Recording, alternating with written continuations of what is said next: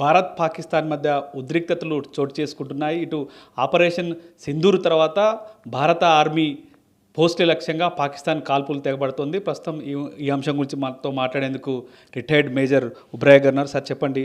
మనం చూస్తూ ఉన్నాం, ఇటు ఆపరేషన్ సింధూర్ తర్వాత లైన్ ఆఫ్ కంట్రోల్ దగ్గర పాకిస్తాన్ కవ్వింపు చర్యలకు పాల్పడుతుంది.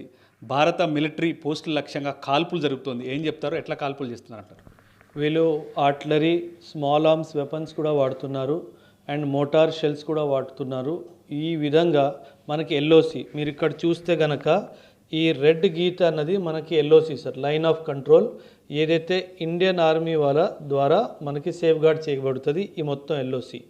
ఇప్పుడు వస్తున్న వార్త ప్రకారం ఇక్కడ నుంచి ఆర్టిలరీ గన్స్ వాడుతూ మన పుంచ్, బారాముల్లా సెక్టర్స్ అండ్ ఇక్కడ మీర్పూర్ సెక్టర్లో కాల్పులు జరుగుతున్నాయని చెప్పి మనకి సమాచారం అందింది. మనకు తెలిసిందే 22వ తారీఖున 22 ఏప్రిల్ తారీఖున అనంతనాగ్లోని పెహల్గాం ప్రాంతంలో ఉగ్రవాదులు చేసిన ఒక దాడి ద్వారానే ఇండియన్ ఆర్మీ చేసిందే ఆపరేషన్ సింధూర్ సార్. సార్, పూర్తిగా చెప్పొచ్చు ఈ ఆపరేషన్కి సంబంధించి, అంటే ఇప్పుడు చూడండి, ఆపరేషన్ సంబంధించి ఇటు పాకిస్తాన్ ఆర్మీ, ఇటు మన భారత ఆర్మీతో పాటు ఎక్కడైతే సరిహద్దుగా మీరు చెప్తున్నారో ఈ సరిహద్దులో ఉన్న ప్రాంతాల్లోని ప్రజలు నివాసాల మీద మోటార్ షెల్స్ ప్రయోగించడం, విపరీతంగా కార్పులు జరగడం వల్ల చాలామంది పౌరులు చనిపోతున్నారు. దీనికి మనం ఎట్లాంటి సమాధానం ఇవ్వాలి, బదులు ఇవ్వాలి? ఖచ్చితంగా సార్, ఇది అటాక్ ఆన్ ఇండియా లాగే మనం దీన్ని భావించవచ్చు. ఇది మన ఇండియా మీద ఒక అటాక్ కాబట్టి డెఫినెట్గా దీనికి కూడా మన భారత ప్రభుత్వం జవాబు ఇస్తుంది. ఈ ఆపరేషన్ సింధూర్ అనేది ఓన్లీ ఫేజ్ 1 జరిగింది. ఇది ఇంకా 2-3 సంవత్సరాలు, బహుశా ఒక 3-4 సంవత్సరాలు కూడా కంటిన్యూస్గా అటాక్స్ జరుగుతూనే ఉంటాయి.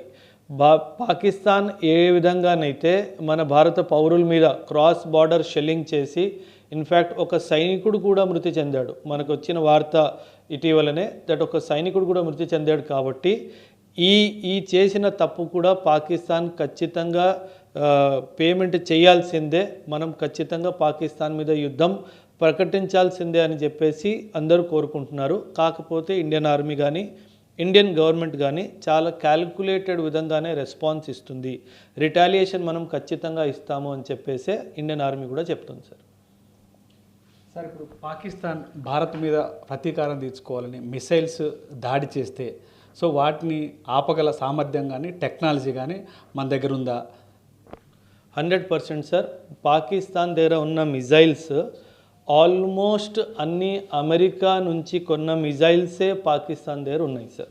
సో మనం అసలు భయపడాల్సిన విషయం లేదు. ఎందుకంటే ఆ మిజైల్స్లో వాడే సాఫ్ట్వేర్, మనం అమెరికాతో మాట్లాడినప్పుడు అమెరికా వాళ్ళు చాలా క్లియర్గా చెప్పారు, ఆ మిజైల్స్ పనికి రాకుండా నేనే ఆ సాఫ్ట్వేర్ని ఆపేస్తాను అన్నట్టుగా చెప్పారు. అదొక విషయము. ఇది 2 పక్కన పెడితే మన దగ్గర ఉన్న ఎయిర్ డిఫెన్స్ మిజైల్ సిస్టమ్స్, మనం మొత్తం ఎల్ఓసి దగ్గర ఒక ఇన్విజిబుల్ కార్పెట్ లాగా మనము ఎయిర్ డిఫెన్స్ సిస్టమ్ని యాక్టివేట్ చేసి పెట్టాము.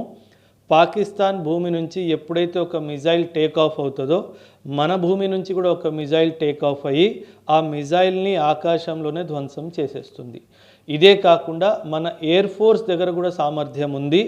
ఎటువంటి దుష్పరిణామానికి పాకిస్తాన్ పాల్గొనుంది అంటే ఖచ్చితంగా మన ఎయిర్ ఫోర్స్ కూడా ఆ మిజైల్ని ఇంటర్సెప్ట్ చేసి ఆకాశంలోనే ధ్వంసం చేసే కెపాసిటీ మన దగ్గర ఉంది.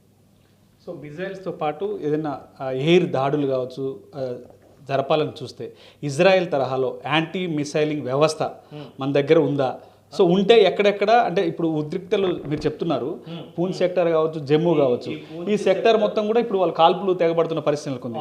సో ఆ ఇజ్రాయెల్ తరహా యాంటీ మిసైల్ ఏదైతే సెక్షన్ ఉందో దాన్ని ఎక్కడ పెట్టే అవకాశం ఉంది? దాని ప్రత్యేకత ఏంటి? ఇది గవర్నమెంట్ ఎవరికి ఇది చెప్పదు, ఎందుకంటే ఇది హైలీ కాన్ఫిడెన్షియల్ కాబట్టి.